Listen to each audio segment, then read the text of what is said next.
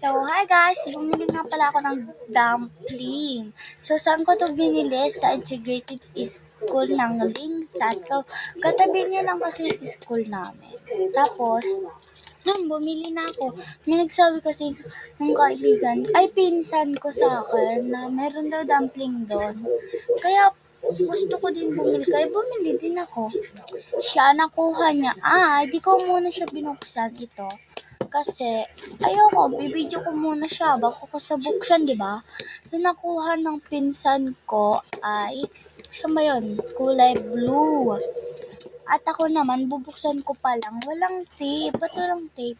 Sa kanya meron tape, sa akin wala. Wala. Tara na, buksan na natin. Yan, buksan na natin. Yan. Ay, yung gusto ko pala makuha dito ay yun rainbow, yun green, at yun yellow, at yun orange. Yun. Buksan na natin.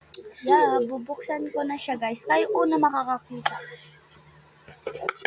Anong kulay guys? Oh! Ting, gusto ko makuha ang ganda niya. Ting! Ang ganda niya. Ano? Maganda din naman yung nakuha ko. Yeah, maganda.